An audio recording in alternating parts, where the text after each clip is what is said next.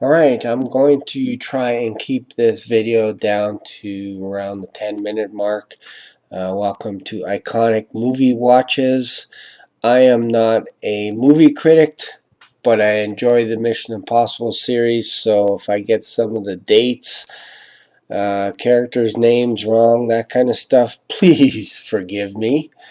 I'm going to try and cover all 5 movies in this video and talk a little bit about the new movie Fallout, and of course, we'll talk about some of the watches as well that are in this movie series. So don't forget to subscribe to this channel as well. So, Mission Impossible is a series of American action films based on the television series of the same name. And the watch that Tom Cruise used in this movie is the DW290, and I actually just ordered it a few days ago, so it should be coming in shortly. So let's talk about Mission Impossible number 1.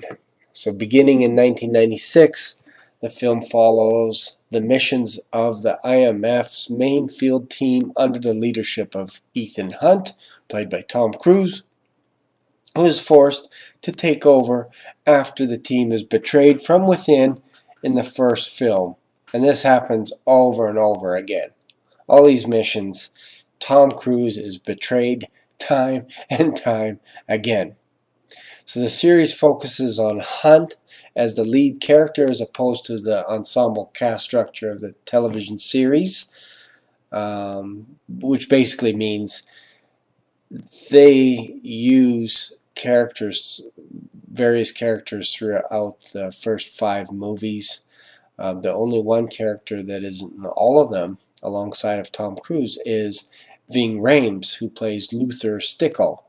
And I believe Simon Pegg has a few reoccurring roles. I think he was in 3 of the movies, including the last one, Fallout. So this series is the 20th highest grossing film series of all time. So that's important as well to note. So let's go into a little bit about Mission Impossible number 2. Let's talk about that. Alright, so Mission Impossible 2 is basically where Tom Cruise starts to do his own stunts, and it's directed by John Woo.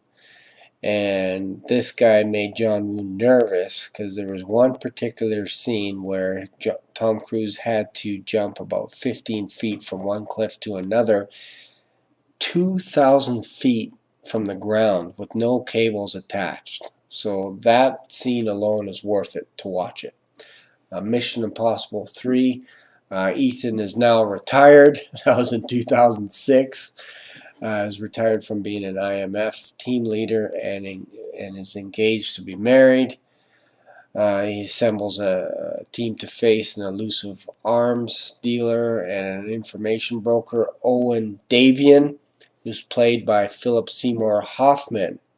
Now, Philip Seymour Hoffman is probably one of the best bad guys on the planet. I actually loved him in this movie. I wish he was around today. He died way before his time. This guy is a phenomenal actor, and I believe this was either one of or this was his last film that he made it. Again, I'm not a movie critic, so hopefully I'm right on the details. I think this was one of his last 2 movies, I believe, that he made. Anyways, great movie. Just to see Philip Seymour Hoffman in this movie is well worth it as well. So this movie is directed by J.J. Abrams. Okay, so Mission Impossible Ghost Protocol, they started dropping the numbers. I know this movie poster shows Mission Impossible number 4, but it's actually Ghost Protocol, and that's what they want you to refer to these movies as. They're basically dropping the number. So Mission Impossible 4, of course, they're blamed again for bombing of the Kremlin. while investigating an individual known only as Cobalt, and so they try and get there, basically stop a nuclear war from happening. He climbs outside. Oh, what's the name of the building? I think it's called the Berg, and it's about 2,700 feet. I forget how many stories up it is. It's like 150 stories high or something ridiculous. But anyways, Tom Cruise does his own stunts outside the building, and that alone is worth it to see that movie. Rogue Nation. I watched this one last night. Ethan Hunt comes under threat from the Syndicate, a near mythical organization of rogue agents who kill to order. So faced with IMF's disabandonment, Hunt assembles his team for their mission to prove the Syndicate's existence. So again, he does some of his own stunts. The motorcycle scene is pretty wicked because there's a few times where he has no equipment on and his knee is touching the street as he's going around these corners out in the highway. He's probably going over 100 miles an hour. Freaky, but again, worth it to see it. So let's talk a little bit about Mission Impossible Fallout. When an IMF mission ends badly, surprise, surprise, the world is faced with dire consequences as Ethan Hunt takes it upon himself to fulfill his original briefing. The CIA begins to question his loyalty and his motives. Hunt finds himself in a race against time, hunted by assassins like Henry Cavill, aka Superman, and former allies while trying to prevent a global catastrophe. And this film, once again, is directed by Christopher McQuarrie, who also did Rogue Nation. So there you go. So that is a snapshot of the entire series.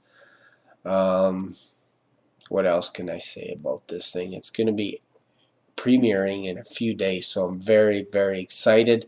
If you like this video, if you like this channel, please do not forget to subscribe to this YouTube channel, and I would appreciate it. If you're gonna see it, leave a comment, and like I said, don't forget to subscribe. Thanks for watching. I really appreciate your time.